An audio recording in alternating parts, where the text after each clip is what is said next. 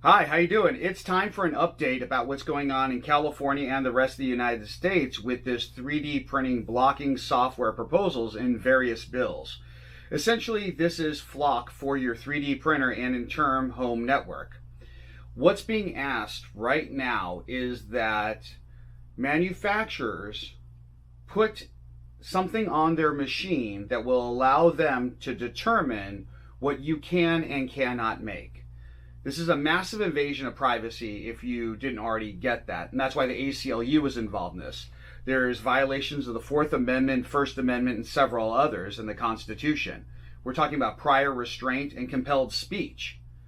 So there's a couple questions I want to bring up because I think they're really important, and hopefully they get you a little more fired up as we head into this next week where the Senate is about to vote on this.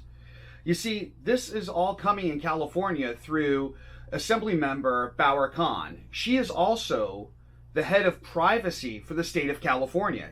That is the person that's supposed to be protecting Californians from evasive spyware and other things like that. And during each hearing, from the assembly hearings to the public safety in the Senate, to the judiciary hearing in the Senate, to the appropriations hearing in the Senate, hundreds of experts have shown up to the Senate to explain how this technology is not possible and the amount of spyware it would end up putting into our lives. On top of that, thousands of letters have been sent in from all over the world, from experts in every aspect of this to average citizens voicing their concerns. And they're all being heard because this bill has changed drastically since it started. And now, as we head into the vote for the Senate, well, there's 3 amendments that have been put in place out of appropriations that change this bill fundamentally. They said they were going to narrow the scope of the bill. Well, they definitely did that by removing the enforcement provision. The enforcement provision was built in here to put in penalties if people were modifying their 3D printers to get around the technology, doing different things like that, creating even a penalty of $25,000 per instance of selling a machine or trying to make firearm unblocking software to get around this bill. All of that is gone. And with that, a very important thing has happened. All of the exemptions are now gone. Those exemptions were around for the enforcement aspect of this. But now that that's gone, there's no reason to have anyone exempt because this now applies to everyone. The bill states that there's an organization called ASTM, and they will be the ones to dictate any kind of blocking technology standards.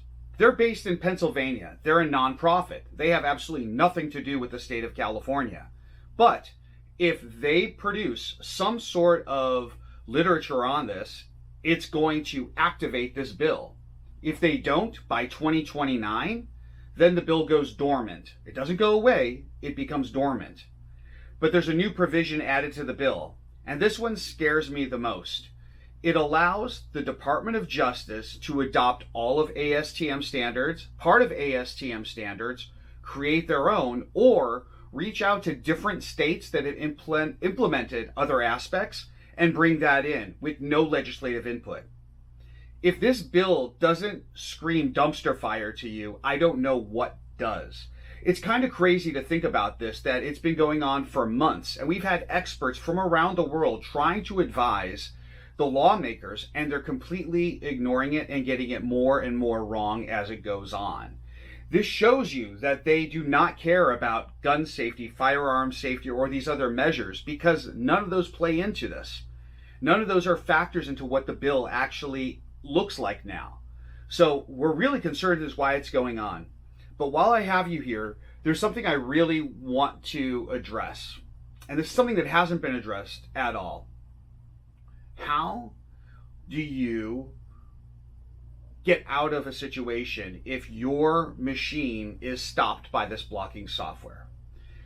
Let's jump ahead in the future and say this fantasy software exists and it's on all the 3D printers in California, or as every town for gun safety would like, every printer in the country, because that's their goal. And we can talk about them later. But imagine if you're on your print farm or you're at home and you're working on a project, you have some new invention, your new intellectual property you're trying to print and bring to life. and all of a sudden your printer bricks. It says, no, you can't print this. And you're like, well, wait a minute. This is a normal object. This is a jig. This is part of my creation. Well, your printer is now stopped and it won't print that part. So how do you get back online? Keep in mind, this has not been addressed by any legislator, by anyone at any time. And I think this is one of the most important parts of this, because this is how it actually affects companies and individuals. If all of a sudden my part is throwing errors, who do I talk to get my system back online? Is there a phone number I call? Is there a letter I have to write? Is there an email? How many people are in the office that are going to be taking care of this issue? Is it 2 people in Sacramento? Is it farmed out where it's somewhere else? Is it a whole floor of people fielding all of these issues that are coming in? And the most important question that I want to leave you with on this subject is, how do I get my system back online and working without showing you what I'm printing?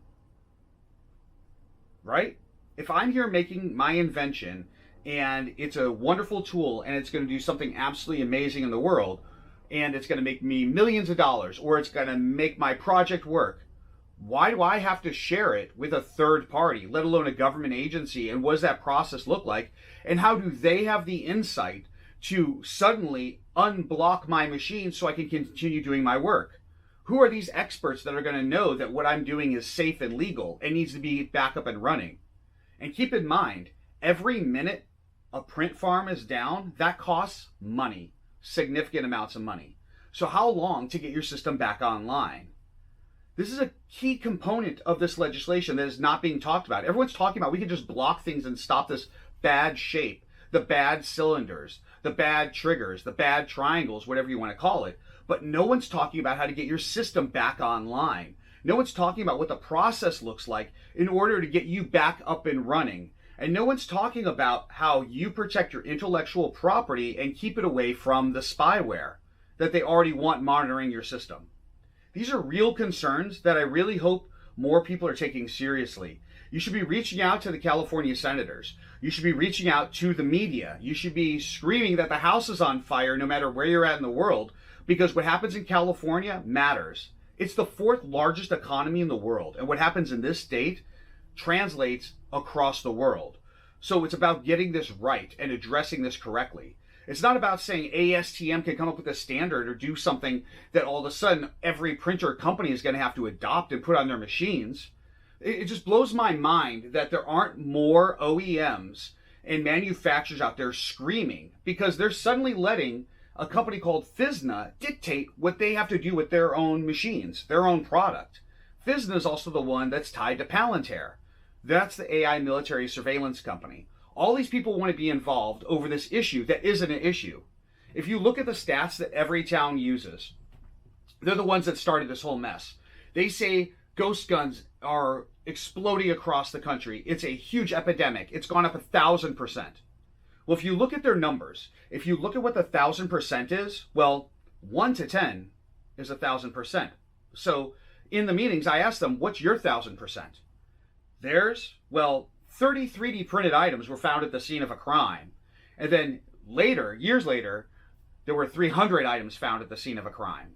They selected the cities they did the study in. They got all of their metrics together to get this data, and they refused to let anyone know what those 3D printed items were. They could be support material, they could be cases, they could be anything. They don't say what these 3D printed items were that were found at the scene of a crime. And that's really scary. You see, because it's already illegal to 3D print a gun that's not detectable. It's already illegal to sell a gun without a license. So the only thing this bill mandates is that surveillance technology be added to your system, whether it's a 3D printer or your network, to make sure someone else controls what you're doing.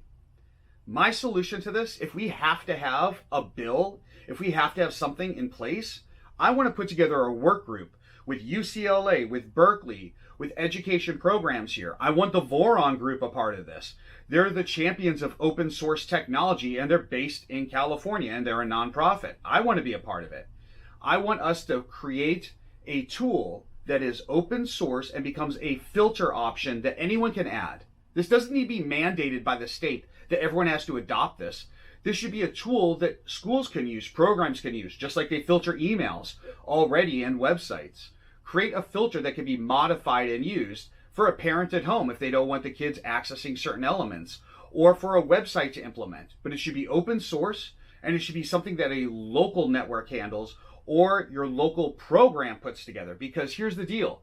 It doesn't need to crawl the internet. It doesn't need to do all these things. It needs to take whatever you don't want it to do and put it in there on your local area. No one needs to talk about what's going on with this. This is a solution that can be easily created. And there's no reason, I think, for the government to be involved in this, dictating what you can and can't make, because this will absolutely kill right to repair. You know, giant companies are just chomping at the bit to be able to get into this software. And the CEO of FISNA, the company that's put this all together, he's a patent attorney. So I think it's a really interesting conversation to have. I want you to keep taking these conversations forward. And I really appreciate people like Louis Rossmann, West 3D, all these companies out there going out of their way to speak up against this. LDO, Peopoly, Big Tree Tech, everyone at 3D Printing Nerd, all the other influencers out there talking about this, all the educators talking about this, all the nonprofits talking about this, every company that's written in a letter against this. And just so you know, there's only been one big 3D printing company to write a letter of opposition, and that's Prusa. So I don't know who these senators are listening to, who they're trying to placate to, but all the experts are saying the same thing, and it's really a problem. And so I put together a website that if you want to check out, it's linked below. It's 3dprintingisnotacrime.org. And I made a bunch of swag as well too. This one's in German, and made them because it's a global fight. And you can look at the bottom of the page and get some in there. There's even skateboards, hats, other things like that. Because I think this is a really important message that we can all get behind. Because it's a problem that's going to persist, because people will always try to limit what you can do in the sake of safety instead of looking at real solutions. Because it's so much easier just to say we'll block everything or we'll control everything than actually trying to work on a real solution. And I think if we need a solution out there, why not work together and create something that's open source, becomes a item that you can put on a device if you want, or a network that will let you filter what you want to come in. It should be a tool, not a product. There's going to be more coming. I really appreciate all of the support. I appreciate everyone that's gotten behind this, all the people that have shown up to the hearings, and everyone around the world taking this issue very seriously, because 3D printing is not a crime.